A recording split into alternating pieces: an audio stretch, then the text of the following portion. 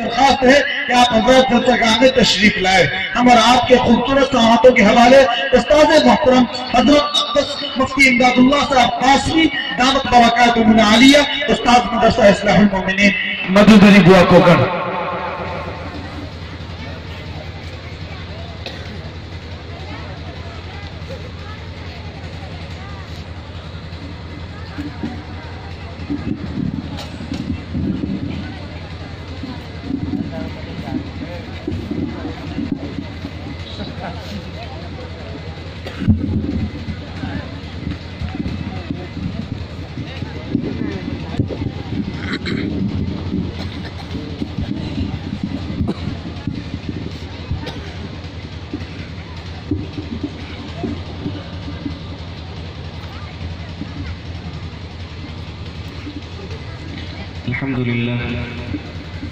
الحمد لله نحمده ونستعينه ونستغفره ونؤمن به ونتوكل عليه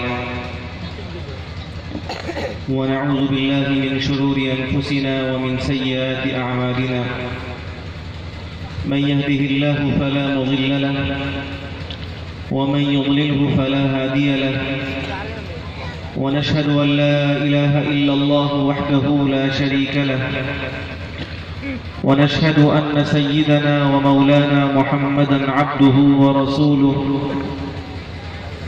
صلى الله تعالى عليه وعلى آله وأصحابه وبارك وسلم تسليمًا كثيرًا كثيرًا. أما بعد فأعوذ بالله من الشيطان الرجيم. بسم الله الرحمن الرحيم. يرفع الله الذين آمنوا منكم والذين أوتوا العلم درجات. وقال تعالى: وقال اجعلني على خزائن الأرض إني حفيظ عليم. وقال تعالى: يا أيها الذين آمنوا قوا أنفسكم وأهليكم نارا. وقال رسول الله صلى الله عليه وسلم: العلماء ورثة الأنبياء وإن الأنبياء لم يورثوا دينارا ولا درهما وإنما ورثوا العلم فمن أخذه أخذ بحظ وافر. وقال عليه الصلاة والسلام: ما نحل والد ولده من نحل أفضل من أدب حسن، أو كما قال عليه الصلاة والسلام. اللهم صل على سيدنا ومولانا محمد وعلى آل سيدنا ومولانا محمد وبارك وسلم. اسٹیج پر رونق افروز معزز علماء کرام، معزز بزرگوں، پردے سے سن رہی ماں بہنوں، اور جہاں تک میری آواز پہنچ رہی ہے سن رہے سامعین و سامعات، اس وقت میں نے آپ کے سامنے قرآن مجید کی 3 آیتوں کی تلاوت کا شرف حاصل کیا ہے، اور آپ کے سامنے اللہ کے رسول صلی اللہ علیہ وسلم کی 2 حدیثیں پڑھی ہیں. ان کی روشنی میں آج کے اس پروگرام کے عنوان کے تحت کچھ ضروری گزارشات عرض کرنی ہیں، لیکن قبل اس کے کہ کچھ بات عرض کی جائے، یہ بات ہماری ذہنوں میں رہنی چاہیے کہ اللہ تبارک و تعالی نے ہمیں جو دین دیا ہے اسلام کی شکل میں، یہ دین ایک برحق دین ہے. ان الدین عند اللہ الاسلام. قرآن کا اعلان ہے کہ اللہ کے نزدیک دین صرف اسلام ہی معتبر ہے، اور فرمایا گیا وَمَن يَبْتَغِ غَيْرَ الْإِسْلَامِ دِينًا فَلَن يُقْبَلَ مِنْهُ وَهُوَ فِي الْآخِرَةِ مِنَ الْخَاسِرِينَ. دنیا کا کوئی آدمی اسلام کے علاوہ کوئی دوسرا دین اختیار کرے گا اور اللہ تبارک و تعالی نے اپنے آخری نبی جناب محمد الرسول اللہ صلی اللہ علیہ وسلم کے واسطے سے دنیا انسانیت کو جو دین دیا ہے اس کے علاوہ کوئی دوسرا طریقہ اختیار کرے گا لن يقبل منه، تو اس کا وہ طریقہ اور زندگی گزارنے کا وہ طریقہ اللہ کے یہاں قبول نہیں کیا جائے گا۔ وَهُوَ فِي الْآخِرَةِ مِنَ الْخَاسِرِينَ، اور وہ شخص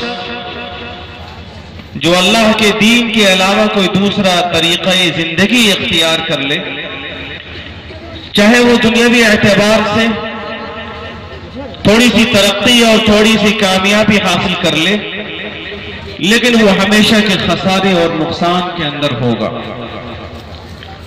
یہ دین جو اللہ نے ہمیں عطا کیا ہے یہ ایک برحق دین ہے،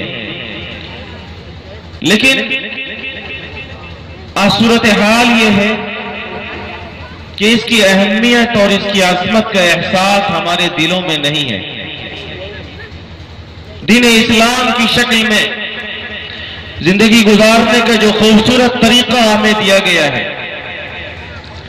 آج اس کی عظمت، اس کی اہمیت، اس کی پرائیورٹی، اس کی خصوصیات ہمارے ذہنوں میں نہیں ہے، اور اس کی وجہ یہ ہے کہ آج ایسا نہیں ہے کہ ہمارے پاس دین کا علم نہیں ہے یا ہمارے پاس دین کے علم والوں کی کمی ہے۔ بہت سارے لوگوں کے پاس دین کا علم ہے، علماء موجود ہیں، اور ایسا بھی نہیں ہے کہ ہم دین کی باتوں کو سن نہیں پاتے اور سنا نہیں پاتے، بلکہ ہم دین کی باتوں کو سنتے بھی ہیں اور سناتے بھی ہیں۔ ساری کوششوں کے باوجود اس دین کی عظمت اور اس کا احساس ہمارے دلوں میں اس لیے پیدا نہیں ہو رہا ہے کہ ہم دین کی باتوں کو ایک رسم سمجھ کر سنتے ہیں۔ آج دینی باتوں کے پہنچانے کے جو ذریعے ہمارے جلسے اور جلوس ہیں، ہم اپنے ان کانفرنسوں کو، اپنے ان جلسوں کو ایک رسم کے طور پر منعقد کرتے ہیں اور بس اس میں رسمی طور پہ ہم باتیں سن لیتے ہیں اور بس، جبکہ ایک مسلمان اور ایک مومن کے ایمان کی پہچان بتائی گئی، سمعنا واطعنا، انما كان قول المؤمنين اذا دعوا الى الله ورسوله ليحكم بينهم ان يقولوا سمعنا واطعنا۔ جناب رسول اللہ صلی اللہ علیہ وسلم پر جو قرآن اترا اور جو ہماری کتاب ہے اور جس کو مانے بغیر ہم مومن نہیں ہو سکتے، یہ قرآن ہمیں اپنے ایمان کو پہچاننے کا ایک تھرمامیٹر دے رہا ہے، ہمیں اپنے ایمان کو ماپنے کا ایک ذریعہ دے رہا ہے، اور وہ یہ کہہ رہا ہے کہ ایمان والوں کے ایمان کی پہچان یہ ہے کہ جب اس کے سامنے اللہ اور اللہ کے رسول کے احکامات کا ذکر کیا جائے، جب اس کے سامنے اللہ اور اللہ کے رسول کے احکامات بتائے جائیں، تو اس کی پہچان یہ ہے کہ وہ نہ صرف یہ کہ عظمت کے ساتھ سنے گا بلکہ اس کو اپنی زندگیوں میں نافذ بھی کرے گا۔ سمو تعت، یہ ایمان والوں کے ایمان کی پہچان ہے، لیکن ہم اپنے جلسوں میں اپنے علماء کی زبان سے دینی باتوں کو، اپنے شعراء کی زبان سے پیارے آقا کے شان میں پڑھے گئے نذرانے عقیدت کو ایک رسم کے طور پہ سنتے ہیں، جہاں ہمیں اپنے کان کی تفریح کا سامان ملتا ہے ہم اسے ایک تفریح کا سامان سمجھ کر سن لیتے ہیں۔ آج معاشرے میں یہ دیکھا جاتا ہے کہ جن جلسوں میں وہ نامور قسم کے شعراء جن کے صورت سے اور جن کی شکل سے نبی پاک علیہ الصلوۃ والسلام کی شباہت دور دور تک نہیں جھلکتی ہے، لیکن اگر ان کے اشعار میں کان کی تفریح کا سامان موجود ہے تو آج ہم اپنے کان کی تفریح کا ایک سامان ان کے اشعار کے ذریعے سے کر لیتے ہیں۔ ہم اپنے جلسوں میں ان واعظین کو، اور اپنے ان مقررین کو زیادہ دلچسپی کے ساتھ سنتے ہیں جن کے واضحوں میں اور جن کی تقریر میں ہمارے لیے کچھ مزاح کا اور ہمارے لیے کچھ چٹکلے کا اور ہمارے لیے کچھ ظرافتوں کا سامان موجود ہوتا ہے۔ میرے بزرگوں یاد رکھیے، ہمارے معاشرے کی یہ وہ نازک صورتحال ہے جس کی بنیاد پر ہماری اصلاحی کوششیں اور دین کی باتوں کے سننے اور سنانے کا جو مطلوبہ نتیجہ ہمیں ملنا چاہیے وہ ہمیں نہیں مل پا رہا۔ میں نے آپ کے سامنے قرآن مجید کا یہ پیغام آپ سے اسی لیے شیئر کیا ہے کہ دین کی بات جب بھی آپ سنیں تو اسے اپنے دل کے کان سے سنیں، اسے اللہ کا اور اللہ کے نبی پاک علیہ الصلوۃ والسلام کی عظمت کے ساتھ سنیں۔ انظروا الی ما قال ولا تنظر الی من قال۔ آدمی جو بات کہہ رہا ہے آپ ان کی بات کو توجہ کے ساتھ سنیے۔ بات کرنے والا امداد اللہ جیسا ناکارہ ہے اسے مت دیکھیے۔ جب آدمی اللہ اور اللہ کے رسول کی بات کو عظمت کے ساتھ سنتا ہے تو پھر اللہ کی طرف سے عمل کے فیصلے اترتے ہیں۔ لیکن اگر آدمی کسی عالم کی بات کو، اپنے کسی واعظ کے تقریر کو اور اپنے کسی بڑے کے وعظ و نصیحت کو اس لیے سنے کہ ان کی باتوں میں ہمیں ذرافت اور چند چٹکلے مل جاتے ہیں، ہماری ہنسی کا سامان مل جاتا ہے، تو پھر یاد رکھیے دین کی باتوں کو آپ چاہے ہزاروں رات سنتے رہیں آپ کی زندگیوں میں انقلاب نہیں آ سکتا۔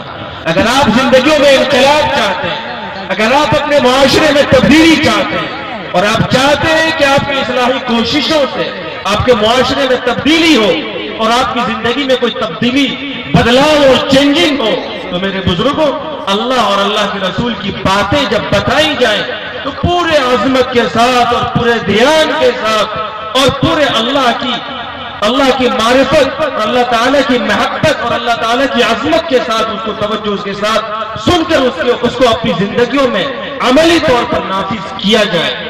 ورنہ یاد رکھیے قرآن مجید میں کچھ اور لوگوں کا بھی ذکر ہے، بہت توجہ کے ساتھ اس پوائنٹ کو نوٹ کیجئے، جو جناب رسول پاک صلی اللہ علیہ وسلم کی خدمت میں تشریف لاتے تھے۔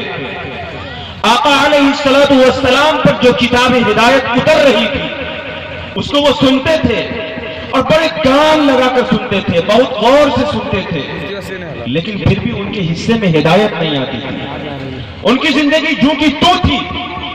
قرآن مجید نے ایسے لوگوں کا تذکرہ کیا ہے کہ وہ آپ کی مجلس میں جب آتے ہیں تو آپ کی باتوں کو بہت غور سے سنتے ہیں، لیکن پھر بھی انہیں ہدایت نہیں ملتی، ان کی زندگیوں میں تبدیلی نہیں ہوتی۔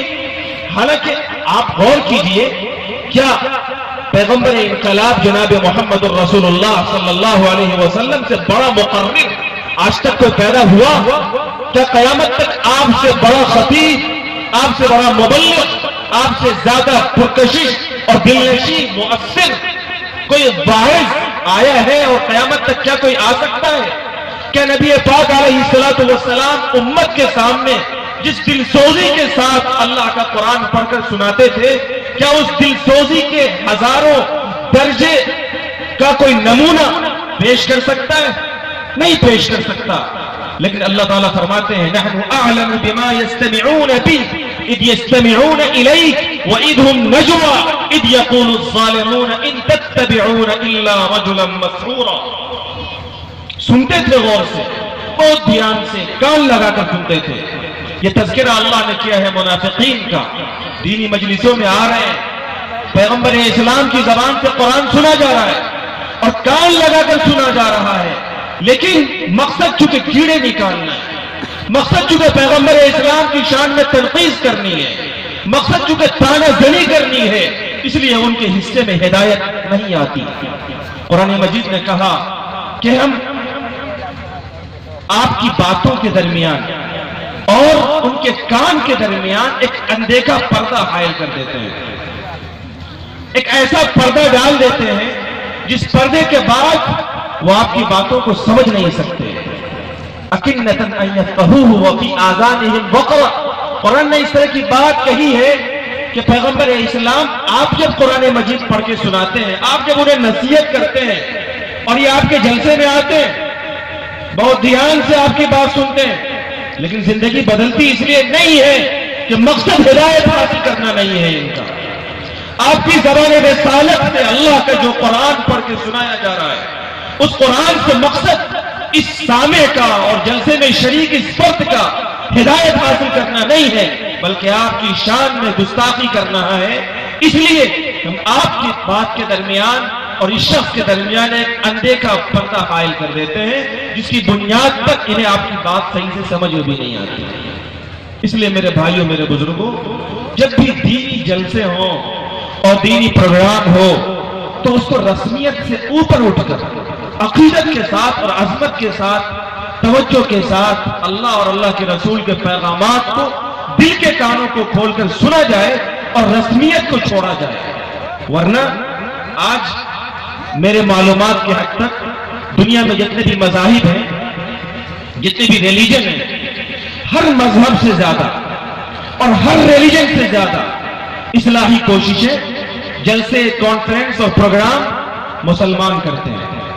میری معلومات کی حد تک کرسچینٹی، عیسائی، ہندوئزم، دنیا کے سارے مذاہب کو اٹھا لیجئے، میں ایسا سمجھتا ہوں کہ سب سے زیادہ جلسے، جلوس، اصلاحی کوششیں اور لوگوں کو اویئرنیس پیدا کرنے کے لیے، لوگوں میں جاگرکتا کے لیے اور لوگوں میں تبدیلی پیدا کرنے کے لیے سب سے زیادہ کوششیں اگر کوئی قوم کرتی ہے تو مسلم قوم ہے. لیکن آخر رزلٹ آپ کو کیوں نہیں ملتا ہے؟ نتیجہ ہمیں کیوں نہیں ملتا؟ ہمارے علماء یہاں تشریف فرمائیں، ان کی راتوں کی کوششیں رائے گا کیوں جاتی ہیں؟ آپ راتوں کو قربانیاں دے کر باتوں کو سنتے ہیں، زندگیوں میں انقلاب کیوں نہیں آتا؟ وجہ یہی ہے، مقصد کان کی تفریح ہے، مقصد چند شعراء کے اشعار کو سن کر اپنے کان کا سامان فراہم کر لینا ہے، مقصد ظرافت آمیز تقریر کرنے والے مقررین کے 4 اور 5 گھنٹوں کی تقریر سن کر اپنے کانوں کی تفریح کا سامان پیدا کر لینا ہے. مقصد چونکہ ہدایت نہیں ہے اور دل میں اللہ کے رسول کی عظمت نہیں ہے اور اللہ کے کلام کی وقعت نہیں ہے، اس لیے ہمارے حصے میں سوائے تفریح کی اور کوئی چیز نہیں ملا کرتی ہے. اس لیے اگر آج کا یہ پروگرام، اگر اس میں بھی نیت یہی ہو کہ کان کی تفریح کی کچھ چٹکلے اور کچھ لطیفے سنا دیا جائے، اور ہر مقرر کے بعد ہمارے ناظم حضرات نعرہ لگاتے ہیں یہ شاعر ہر مقرر پر مقرر ہوں گے، ہر مقرر کے بعد ایک شاعر، تاکہ آپ کے کان کی تفریح کا سامان پیدا کیا جائے. اگر اسی مقصد سے آج کا بھی جلسہ ہوگا تو میں نہیں سمجھتا ہوں کہ ہمیں کوئی رزلٹ ملے گا. اس لیے سب سے پہلے نیت ٹھیک کیا جائے کہ انشاءاللہ جو باتیں ہوں گی عظمت کے ساتھ انشاءاللہ اس پر توجہ دی جائے گی. میں نے آپ کے سامنے قرآن مجید کی کچھ آیتیں پڑھی ہیں، کچھ احادیث پڑھی ہیں، اس کا تعلق آج کے پروگرام کے لیے اسٹیج پہ جو بینر لگا ہے اس کے عنوان میں، ٹاپک میں جو سب سے پہلا پارٹ ہے، جز ہے تعلیمی بیداری، اس سے ہے. اور میرا ایسا ماننا ہے اس وقت ہمیں خاص طور سے مسلم کمیونٹی کو، مسلم سماج کو، مسلم معاشرے کو خدا جزائے خیر دے، جلسے کے منتظمین کو اور مینیجنگ کمیٹی کو، جنہوں نے اتنا زبردست اور اتنا خوبصورت عنوان آج کے پروگرام کے لیے طے کیا. یہ اتنا زبردست عنوان ہے. میں ایسا مانتا ہوں کہ مسلم معاشرے کی آج کی سب سے بڑی ضرورت یہ ہے کہ تعلیمی بیداری مہم چلائی جائے. آج کے مسلم معاشرے کی سب سے بڑی ضرورت اور ہمارا سب سے بڑا ایم یہ ہونا چاہیے کہ ہمارے معاشرے میں کس طریقے سے تعلیم کا فروغ ہو، تعلیم کا رواج ہو، تعلیم کا عموم ہو.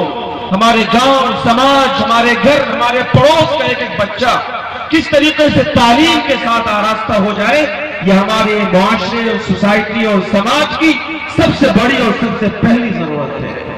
میں سب سے بڑی اور سب سے پہلی لفظ بول رہا ہوں اور بہت ذمہ داری کے ساتھ، بہت سوچ سمجھ کر بول رہا ہوں. ہمارے معاشرے کی سب سے پہلی اور سب سے بڑی ضرورت یہ ہے کہ ہم تعلیمی بیداری مہم چلائیں، اور صرف رسمن نہ چلائیں بلکہ زمینی سطح پر چلائیں اور اس کا نتیجہ بھی برآمد کریں. ہم اس مضبوطی کے ساتھ اس مہم کو لے کر چلیں کہ ہمارے گھر کا، ہمارے پڑوس کا، ہمارے سماج کا اور ہمارے محلے کا کوئی بچہ بھوکا تو رہ سکتا ہے لیکن وہ جاہل نہیں رہ سکتا. ہمارے گارجین، ہمارے پیرنٹس ہمارے سرپرست، ہمارے ذمہ دار وہ روکھی روٹی کھا تو سکتے ہیں، وہ رات کی باسی روٹی کھا تو سکتے ہیں، لیکن اپنے بچے کو تعلیم سے محروم کر دیں، ایسا نہیں ہو سکتا۔ اس مضبوطی کے ساتھ آپ اس مہم کو لے کر چلیے۔ کیوں؟ اس لیے کہ آپ جس مذہب کے ماننے والے ہیں اور آپ نے جس نبی کا کلمہ پڑھا ہے، آپ جس قرآن پر ایمان رکھتے ہیں اور جس قرآن کے بارے میں آپ کا عقیدہ ہے ہدی للناس، کہ یہ قرآن قیامت تک کے ایک انسان کے لیے گائیڈ بک ہے، یہ قرآن قیامت تک کے ایک انسان کے لیے رہنما ہدایت پر مبنی کتاب ہے۔ قیامت تک کا کوئی بھی انسان اگر ہدایت چاہتا ہے تو اسے قرآن کے دامن میں پناہ لینا ہوگا، اسے قرآن کی رہبری حاصل کرنی ہوگی۔ آپ کا ایمان قرآن پر اس درجے میں ہے تو لوگوں سنیے، اس قرآن کی جب اسٹارٹنگ ہوئی اور جب سب سے پہلی آیت، سب سے پہلی وحی پیغمبر انقلاب نبی آخر الزمان آقا و مولا سرکار مدینہ رحمت للعالمین جناب محمد رسول اللہ صلی اللہ علیہ وسلم پر جو سب سے پہلا پیغام نازل ہوا، جو سب سے پہلی آیت نازل ہوئی، وہ یہ تھی غار حرا میں نبی پاک صلی اللہ علیہ وسلم 40 سال کی عمر میں ہیں، آپ نبی بنائے گئے، سب سے پہلا پیغام اللہ کا آ رہا ہے اور اس پیغام میں یہ کہا جا رہا ہے کہ اقرأ، غور کیجئے گا، یہ نہیں کہا گیا آمینو ایمان لے آؤ، یہ بھی نہیں کہا گیا نماز پڑھو، یہ بھی نہیں کہا گیا زکات دو، یہ بھی نہیں کہا گیا کہ مال جمع کرو۔ قرآن جو قیامت تک کے انسانوں کے لیے انقلابی کتاب ہے اور گائیڈ بک ہے، اس کتاب میں رب کائنات نے نبی آخر الزمان پر سب سے پہلا حکم اقرا، ایجوکیشن اور تعلیم کا اتار کر قیامت تک کے انسانوں کو یہ پیغام دیا ہے کہ کسی بھی سماج، کسی بھی سوسائٹی اور کسی بھی معاشرے کو ترقی دینے والی جو سب سے پہلی اور سب سے بڑی چیز ہے وہ تعلیم ہے، وہ ایجوکیشن ہے، وہ نالج ہے۔ جس معاشرے میں تعلیم نہ ہو وہ معاشرہ جاہل ہوتا ہے، اور جاہل قرآن مجید نے اس کو اندھا کہا ہے۔ قل هل يستوي الاعمى والبصير ام هل تستوي الظلمات والنور، کیا اندھا اور دیکھنے والا برابر ہو سکتا ہے؟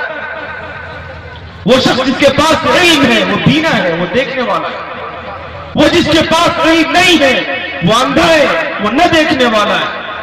ام هل تستوي الظلمات والنور، کیا تاریکی اور روشنی برابر ہو سکتے ہیں؟ علم روشنی ہے اور جہالت یہ ظلمت اور تاریکی ہے۔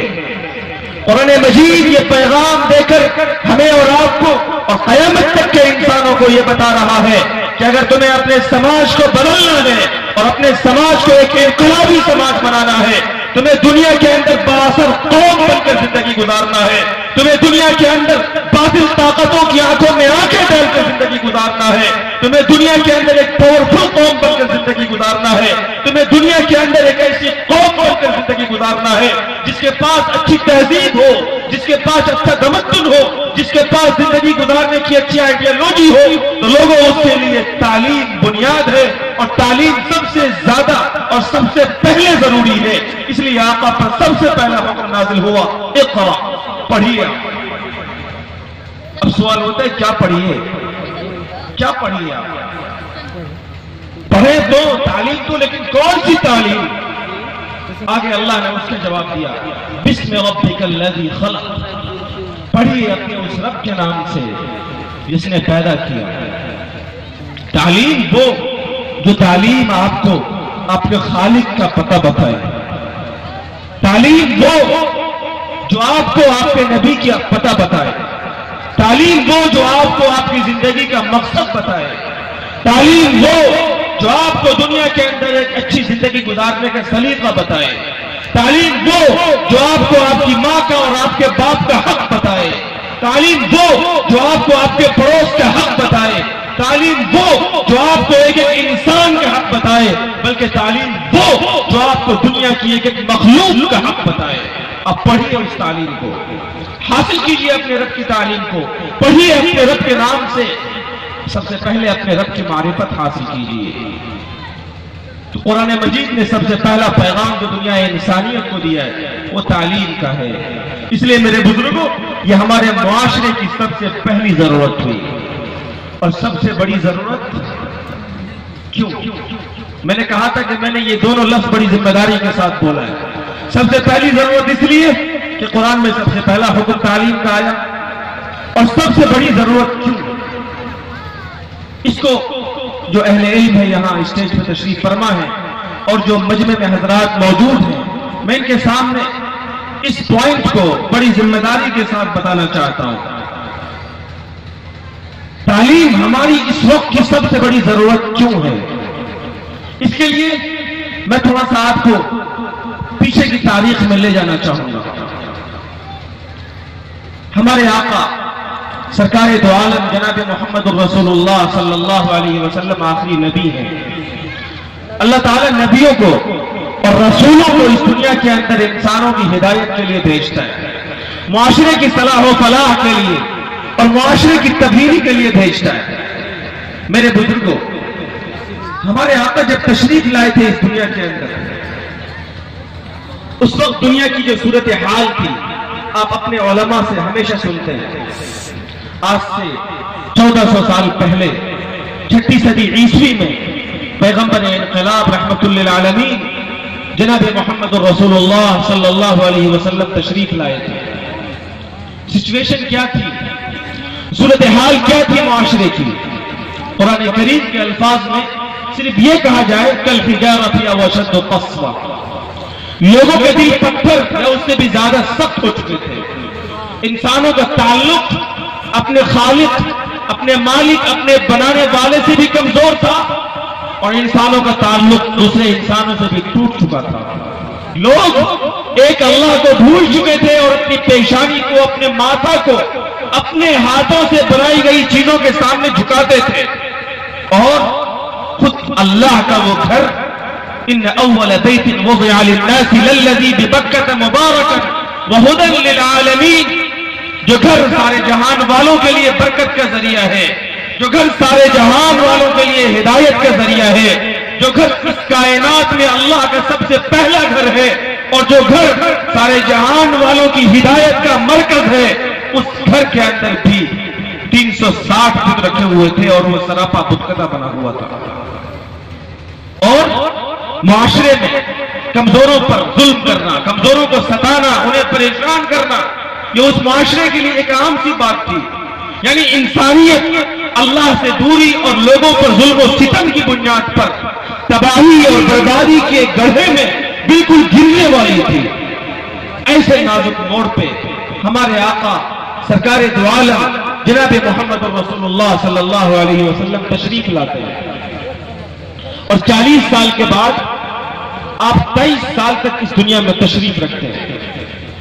وہ معاشرہ جس معاشرے میں اللہ کی پہچان نہیں تھی، وہ معاشرہ جہاں کمزوروں کو ستایا جاتا تھا، وہ معاشرہ جہاں کمزوروں کے مال و اسباب لوٹ لیے جاتے تھے، وہ معاشرہ جہاں بوڑھوں کے بڑھاپے پر ترس نہیں کھایا جاتا تھا، وہ معاشرہ جہاں بچیوں کی بچپن پہ ترس نہ کھا کر اسے زندہ زمین میں دفنایا جاتا تھا، وہ معاشرہ جہاں بیٹیوں کی، عورتوں کی عزت اور عصمت کی کوئی حقیقت نہیں تھی، کھلے عام بیٹیوں کی، بہنوں کی، ماؤں کی عزت تار تار کر دی جاتی تھی، وہ معاشرہ جس میں شراب عام تھی، وہ معاشرہ جس میں جوا میں بیویاں اور بہنوں تک ہار جایا کرتے تھے لوگ، وہ معاشرہ جہاں آپس میں اختلاف کا یہ حال تھا کہ انڈے اور مرغی جیسی باتوں پر لوگ خاندان اور سالوں سال لڑا کرتے تھے. ایسے معاشرے میں پیغمبر انقلاب جناب محمد رسول اللہ صلی اللہ علیہ وسلم تشریف لاتے ہیں اور لوگوں 23 سال میں وہ معاشرہ ایسا بدلتا ہے کہ ہم نہیں، دنیا والوں کو کہنا پڑتا ہے محمد is the most successful of all prophets and religious personalities. محمد صلی اللہ علیہ وسلم دنیا کے تمام مذہبی رہنماؤں میں، دنیا کے تمام مذہبی قائدین میں سب سے زیادہ کامیاب ہیں، کیونکہ انہوں نے صرف 23 سال میں اس معاشرے کو، اس سماج کو، اس سوسائٹی کو جس نے ایک اللہ سے اپنا رشتہ ناتا توڑ کر सैकड़ों माबूदों के सामने अपनी पेशानी को टेकना अपनी जिंदगी का मकसद बना लिया था। मोहम्मद रसूलुल्लाह ने उन लोगों को उनके खुदा तक का रास्ता बताया। वो लोग जिनकी घुट्टियों में शराब पड़ी हुई थी, वो मदीने की नालियों में शराब को बहाने वाले हो गए। वो लोग जो कल तक दूसरों की बहनों, बेटियों, माओ और दूसरों की औरतों की इज्जत को तराश कर दिया करते थे, आज दूसरों की बहनों, बेटियों और माओ की इज्जतों के मुहाफिज हो गए। वो लोग जो कल तक कमजोरों के मालों को, गरीबों के असबाब को, गरीबों के घरों को छीन लिया करते थे, आज वो गरीबों के माल के मुहाफिज बन गए। लोगों, ये जबरदस्त इनकलाब आया सिर्फ 23 साल की मुद्दत में। क्यों आया? मैं आपसे सवाल पूछना चाहता हूं, क्यों आया था ये इनकलाब? वो आ गया तो आ गया जमाने में इनकलाब। क्यों आया था ये इनकलाब, ये वंडरफुल एडवेंचर? और कैसे हमारे नबी ने उस मुआशरे को एक मॉडल मुआशरा बनाया था, एक मॉडल सोसाइटी बनाया था, एक ऐसा मुआशरा, एक ऐसी सोसाइटी कि पूरी दुनिया आज तक उस मुआशरे की मिसाल पेश करने से आजिज है। आज दुनिया वाले अपनी बेटियों की इज्जत की हिफाजत नहीं कर पा रहे हैं। उनकी बेटियां वेल एजुकेटेड हैं, वो डॉक्टर बन जाती है, वो अपनी मुलाजमत से घर लौटते हुए भी अपनी इज्जत को महफूज नहीं कर पाती है। और हैदराबाद का ताजा वाकया दुनिया के तहजीब और दुनिया के कल्चर और दुनिया के उन ममालिक के मुंह पर जोरदार तमाचा है जो ये कहते हैं कि हम अप टू डेट मुल्क हैं, और जो ये कहते हैं कि हमारा एजुकेशन सिस्टम ये वर्ल्ड वाइड है, और जो ये कहते हैं कि हमारा निजाम तालीम ये बहुत ज्यादा कामयाब और सक्सेसफुल है, जो ये कहते हैं कि हमारी तहजीब बहुत कामयाब तहजीब है, जो ये कहते हैं कि हमारा कल्चर बहुत कामयाब कल्चर है। ए दुनिया के लोगों, अगर तुम्हारी तहजीब सबसे अच्छी तहजीब है, अगर तुम्हारा कल्चर, तुम्हारी जिंदगी गुजारने का तरीका सबसे बेहतर तरीका है, तो फिर तुम्हारी तहजीब, तुम्हारे तमद्दुन, तुम्हारी सोसाइटी में तुम्हारी बेटियों की इज्जत सरेआम क्यों लूटी जाती है? क्यों लूटी जाती है आज बच्चों की इज्जत? मोहम्मद रसूलुल्लाह सल्लल्लाहु अलैहि वसल्लम ने, लोगों, मोहम्मद रसूलुल्लाह सल्लल्लाहु अलैहि वसल्लम के आशिकों, आखिरी नबी का कलिमा पढ़ने वाले मुसलमानों, सुनो, 23 साल में दुनिया को जो इनकलाब दिया था और जो नुस्खे कीमिया दिया था, जो पैगाम दिया था दुनिया के इंसानों को, बदकिस्मती यह है कि हम अपने नबी से इश्क का दावा करने के बावजूद दुनिया को उस निजाम मुस्तफवी से और मोहम्मद रसूलुल्लाह सल्लल्लाहु अलैहि वसल्लम के उस निजाम से मुतारफ नहीं करवा पा रहे हैं। हम दुनिया वालों को ये नहीं बता पा रहे हैं कि लोगों, अगर तुम्हारी बेटियों की इज्जत महफूज नहीं है तो आओ नबी रहमत के दामन रहमत में पनाह लो, यहां से तुम्हें वो निजाम मिलेगा जिस निजाम को अपनाने के बाद तुम्हारी बेटियां तुम्हारे घरों में ही नहीं बल्कि सड़कों पर और गलियों में और बड़े बड़े शहरों के कॉलेजों में, यूनिवर्सिटियों में और बड़े बड़े मेडिकल कैंपों में उनकी इज्जत महफूज होगी। और याद रखो, मोहम्मद मुस्तफा के निजाम से हटकर चाहे तुम कैसी तहजीब ले आओ, कोई भी कल्चर ले आओ, कोई भी कानून ले आओ, तुम्हारी बेटियां महफूज नहीं होंगी, तुम्हें चैन नहीं मिलेगा, तुम्हें सुकून नहीं मिलेगा, और तुम यूं ही इज्जत के लिए, चैन और सुकून के लिए दर दर की ठोकरें खाते रहोगे। मेरे बुजुर्गों, मैं आपसे ये सवाल कर रहा था कि सिर्फ 23 साल में ये तब्दीली क्यों पैदा हुई थी? क्या नुस्खे कीमिया दिया था हमारे आका जनाब मोहम्मद रसूलुल्लाह सल्लल्लाहु अलैहि वसल्लम ने? ये सवाल, इसका जवाब जानना बहुत जरूरी है, और इसलिए भी जरूरी है कि आज मेरे बुजुर्गों, आज दुनिया फिर से तब्दीली चाहती है। बहुत तवज्जो के साथ सुनिएगा, आज पूरा मुल्क एक तब्दीली चाहता है। आप कहेंगे कहां तब्दीली चाहता है? अब जाके पूछिए उस डॉक्टर के माँ बाप और उसके भाई बहन से, वो तब्दीली चाहते हैं कि नहीं चाहते? अब जाके पूछिए उन लोगों से जिनके माल बैंक में रह गए और वो लुट गए, वो तब्दीली चाहते हैं कि नहीं चाहते? आप पूछिए उन लोगों से जाकर के जिनके अजीजों को मॉब लिंचिंग में तड़पा कर मार दिया गया, वो तब्दीली चाहते हैं कि नहीं चाहते? आप पूछिए हिंदुस्तान भर के लोगों से जाकर के कि वो मुआशरे में تبدیلی، بدلاؤ، چینجنگ اور ایک زبردست انقلاب چاہتے ہیں یا نہیں چاہتے؟ آج دنیا انقلاب چاہتی ہے، 6 صدی عیسوی بھی دنیا میں انقلاب کی چاہت تھی۔ آج کا معاشرہ تبدیلی چاہتا ہے۔ 6 صدی عیسوی میں جب آقا نہیں آئے تھے اس وقت کا معاشرہ بھی تبدیلی کا تقاضا کر رہا تھا۔ دنیا اس وقت سسک رہی تھی، دنیا اس وقت ظلم کی چکی میں سسک رہی تھی، بچیاں تڑپ رہی تھی اور وہ گھروں کے اندر دفنائی جا رہی تھی، کمزور بلبلا رہا تھا اور اس کا مال مالدار لوٹتے تھے۔ لوگ اپنی چھوٹی چھوٹی انا کے لیے، اپنی موش کی لڑائی کے لیے خاندان در خاندان لڑائیوں کی وصیت کیا کرتے تھے اور اس وقت کی دنیا تبدیلی چاہ رہی تھی۔ تو اللہ نے اپنے آخری میسنجر، آخری پیغمبر ہمارے آقا رحمت للعالمین صلی اللہ علیہ وسلم کو بھیجا تھا اور انہوں نے ایک پیغام دیا تھا جس سے اس سکتی دنیا کو چین ملا، سکون ملا، پیغام ملا۔ اتر کر حرا سے سوئے قوم آیا اور ایک نسخہ کیمیا ساتھ لایا۔ وہ آئے اور انہوں نے دنیا کو ایک نسخہ دیا اور سماج کو چین و سکون ملا۔ لوگوں، آج کی دنیا بھی تبدیلی چاہتی ہے اور غور سے سنیے گا، اس سکتی دنیا کو تبدیلی کا نسخہ کوئی دوسرا نہیں دے سکتا، خدا کی قسم امریکہ نہیں دے سکتا۔ اس سکتی دنیا کے لیے نسخہ کیمیا اسرائیل نہیں لا سکتا۔ اس تڑپتی دنیا کے لیے نسخہ کیمیا لندن اور انگلینڈ نہیں لا سکتا۔ اس سکتی بیٹیوں کی عزت کی حفاظت کا حل ہندوستان کے لوگ نہیں لا سکتے۔ اگر اس سکتی دنیا کو ایک نیا نظام چاہیے اور اس سکتی دنیا کی تبدیلی کے چاہت کے بعد انہیں اگر ان کے سسکنے کو مٹانے کے لیے اور ان کی پیاس کو مٹانے کے لیے اور ان کی پیاس کو کے اندر پانی کا کام کرنے کے لیے اگر پانی لے کر کوئی آ سکتا ہے تو وہ آپ محمد مصطفیٰ کے غلام ہو لوگوں، اور آپ کے پاس وہ پیغام ہے، اس پیغام کے ذریعے سے آپ دنیا کے اندر انقلاب لا سکتے ہیں، آپ تبدیلی لا سکتے ہیں۔ میں اپنے موضوع کو سمیٹ رہا ہوں، میں نے جہاں سے بات شروع کی تھی میں وہیں آ رہا ہوں۔ آپ توجہ کے ساتھ ہماری باتوں پر توجہ دیجئے اور بہت توجہ کے ساتھ اسے سنیے۔ نبی پاک صلی اللہ علیہ وسلم نے 1450 سال پہلے 6 صدی عیسوی میں کیا پیغام دیا تھا؟ آپ کے پیغامات بے شمار ہیں۔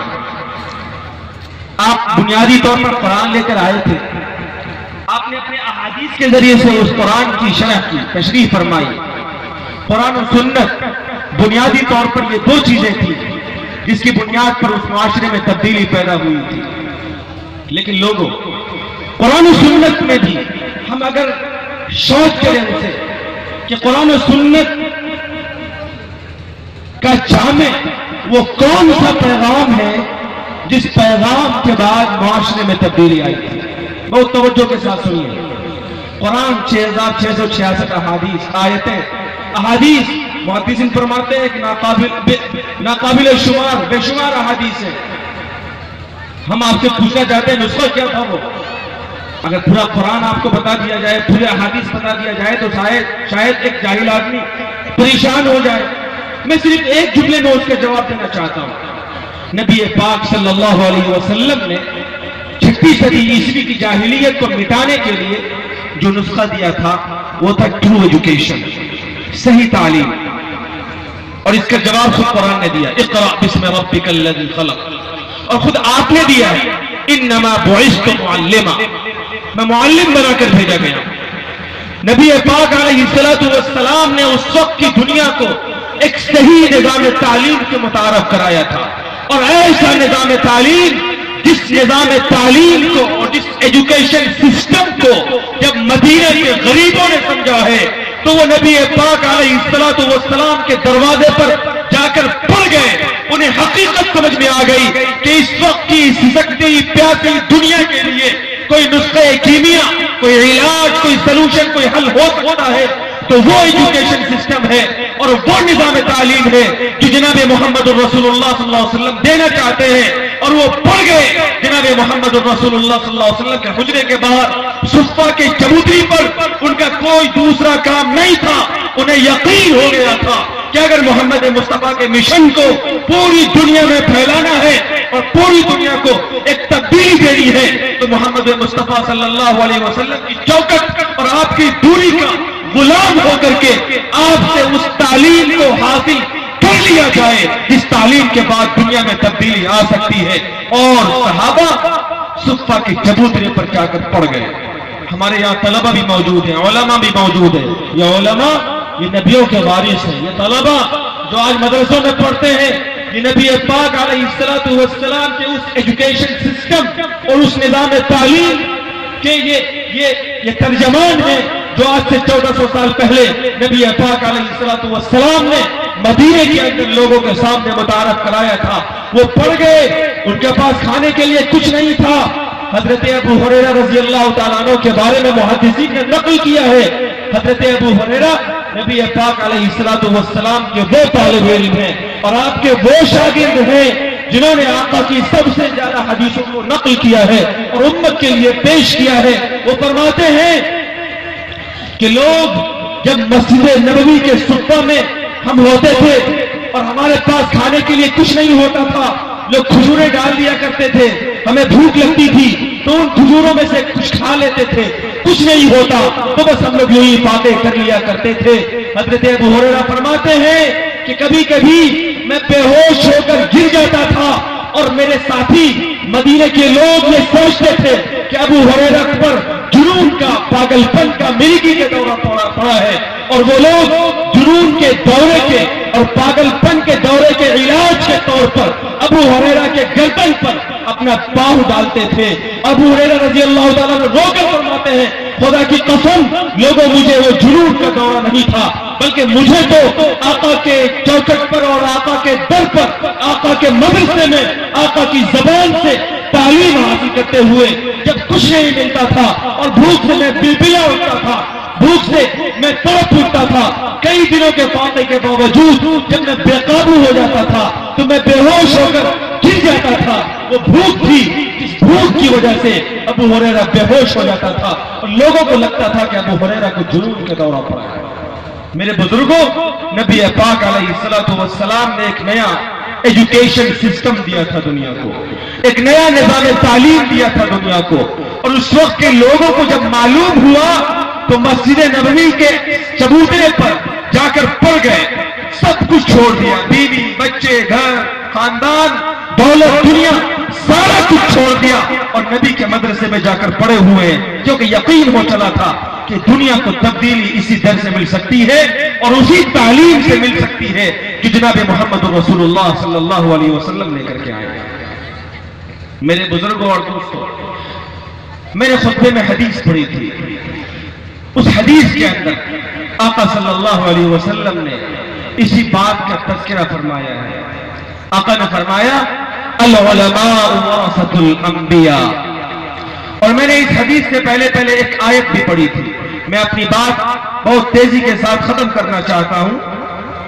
میں نے قرآن مجید کی ایک آیت پڑھی تھی جو سورہ یوسف کی ہے، 13ویں پارے کی پہلے صفحے کی آیت ہے، اور اس آیت کے اندر اللہ تعالیٰ نے جو حکم دیا ہے اس کا تعلق حضرت یوسف علیہ السلام کے ایک واقعے سے ہے۔ اس واقعے کو بھی توجہ کے ساتھ سنیے گا تو بات سمجھ میں آئے گی۔ حضرت یوسف علیہ السلام انبیاء اور رسول کے سلسلے کے ایک بہت برگزیدہ نبی گزرے، اللہ تعالیٰ کے ایک جلیل القدر پیغمبر حضرت یوسف علیہ السلام، جن کو اللہ تعالیٰ نے بے پناہ حسن و جمال عطا کیا تھا۔ لمبا واقعہ، اور قرآن مجید میں ایک ساتھ جتنی تفصیل سے حضرت یوسف علیہ السلام کے قصے کو بیان کیا ہے اور کسی نبی کے قصے کو اس قدر تفصیل سے اور سلسلے وار بیان نہیں کیا۔ اور قرآن مجید میں حضرت یوسف علیہ السلام کے واقعے کو اور ان کے قصے کو یہ کہہ کر بیان کیا، نحن نقص علیک احسن القصص، اے نبی ہم آپ کو انسانیت کی تاریخ کا سب سے بہترین قصہ سنا رہے ہیں۔ پوری انسانیت کی تاریخ کا ایک بہترین قصہ ہم آپ کو بتا رہے ہیں۔ قرآن قصے کہانی کی کتاب نہیں ہے، قرآن ہدایت کی کتاب ہے، ہدی للناس ہے، یہ گائیڈ بک ہے، ہدایت نامہ ہے۔ قرآن قصے نہیں سناتا، کہانیاں نہیں سناتا، ہاں قرآن پچھلے انبیاء کے واقعات کو عبرت اور نصیحت کے لیے اور قیامت تک کے انسانوں کی ہدایت کے لیے بیان کرتا ہے۔ تو یہ قصہ حضرت یوسف کا اللہ تعالیٰ نے اپنے آخری نبی کے توسط سے قیامت تک کے انسانوں کو یہ کہہ کر سنایا ہے کہ ہم تمہیں انسانی تاریخ کا بہترین قصہ سناتے ہیں۔ حضرت یوسف کا قصہ اگر سنایا جائے تو شاید رات چھوٹی پڑ جائے۔ اس پورے قصے میں ایک چھوٹا سا جزوی واقعہ ہے۔ حضرت یوسف علیہ السلام زمانے کے گردش میں اور اپنے بھائیوں کو ظلم و ستم میں پسنے کے باوجود وہ مصر کے بادشاہ کے جیل میں چلے گئے تھے۔ جیل میں وہ بند ہو گئے تھے۔ ایک لمبا واقعہ ہے جیل میں جانے کا، ہم تفصیل میں نہیں جانا چاہتے۔ جیل میں چلے گئے تو جیل کے اندر ان کے دو قیدی ساتھی بھی تھے، وہ بعد میں آزاد ہوئے۔ ایک قیدی کو حضرت یوسف علیہ السلام نے یہ کہہ رکھا تھا کہ اپنے بادشاہ کے پاس میرا ذکر کرنا، لیکن جب وہ آزاد ہوا تو بھول گیا، بادشاہ کے پاس وہ ذکر نہیں کر سکے۔ لیکن اسی زمانے میں جو عزیز مصر تھا، مصر کا بادشاہ، اس نے ایک خواب دیکھا۔ توجہ کے ساتھ سنیے گا واقعہ، تب بات سمجھ میں آئے گی۔ یوسف علیہ السلام جیل میں ہے اور اس وقت مصر کا جو بادشاہ ہے وہ ایک خواب دیکھتا ہے۔ وقال الملك انی ارى 7 بقرات سمان يأكلهن 7 عجاف و7 سنبلات خضر واخرى يابسات۔ بادشاہ نے عجیب و غریب خواب دیکھا۔ خواب یہ دیکھا کہ 7 موٹی گائے ہیں اور 7 دبلی پتلی گائے ہیں، لیکن 7 دبلی پتلی گائے 7 موٹی گائیوں کو کھا رہی ہے۔ بڑا عجیب و غریب قصہ تھا یہ جو خواب میں اس بادشاہ نے دیکھا تھا۔ چونکہ بادشاہ تھا اس لیے اس نے اپنے ملک کے معبروں کو ذکر کیا جو خواب کی تعبیر بتاتے تھے، ان کو بلایا اور انہیں اپنے خواب کا بتایا کہ دیکھو میں نے ایسا ویسا خواب دیکھا ہے، اس کی تعبیر بتاؤ۔ اب وہ شخص جو جیل کے اندر حضرت یوسف سے وعدہ کر کے آیا تھا کہ میں آپ کا ذکر کروں گا، جیل میں ایسا واقعہ ہو چکا تھا جس میں حضرت یوسف کے تعبیر کے اندر ماہر ہونے کا تجربہ یہ کر چکا تھا۔ اس کو یاد آیا کہ ارے اس خواب کی صحیح تعبیر تو حضرت یوسف ہی بتائیں گے جو جیل میں قید ہے۔ اب وہ بھاگا بھاگا حضرت یوسف کے پاس جیل میں آیا اور اس نے اس خواب کا ذکر کیا کہ بادشاہ سلامت نے ایسا ایسا خواب دیکھا ہے کہ 7 موٹی گائے کو 7 دبلی گائیں کھا رہی ہیں، اس کی تعبیر کیا ہے مجھے بتائیے۔ حضرت یوسف علیہ السلام نے اس کی تعبیر بتائی اور تعبیر یہ بتائی کہ دیکھو اس کی تعبیر یہ ہے کہ تمہارے ملک کے اندر آنے والے 14 سال تاریخ کے بڑے نازک دور سے گزریں گے۔ 7 سال تمہارے ملک میں خوب غلہ ہوگا، خوب ہریالی ہوگی، خوب خوشحالی ہوگی، لیکن اس کے بعد 7 سال تمہارے ملک کے اندر بہت زیادہ بدحالی ہوگی، فاقہ ہوگا۔ اور حضرت یوسف علیہ السلام نے اس کا طریقہ بھی بتایا کہ تم اگر خوشحالی کے بعد جو فاقے کا سال آئے گا اس سے بچنا چاہتے ہو تو اس کا طریقہ یہ ہے کہ ان 7 سالوں میں جن میں غلہ خوب ہوگا اپنے غلوں کی حفاظت کرو، جتنا کھانا ہے اتنا ہی نکالو اور بقیہ غلوں کو اس کے خوشوں میں چھوڑ دو تاکہ وہ غلہ خراب نہیں ہو۔ حضرت یوسف علیہ السلام نے یہ تعبیر بتا دیا اور یہ تعبیر اس شخص نے آ کر عزیز مصر کو، بادشاہ مصر کو بتائی۔ بادشاہ مصر کو بڑی حیرت ہوئی کہ یہ شخص تو بڑا ماہر لگتا ہے اور یہ شخص تو لگتا ہے بڑا قابل ہے۔ پھر تفصیل کے بعد حضرت یوسف کو جیل سے رہائی ملی، وہ چھوٹے۔ میں اپنے اس واقعے کو سنا کر میں آپ کو جو پوائنٹ دینا چاہتا ہوں اس کی طرف آپ کی توجہ مبذول کرانا چاہتا ہوں۔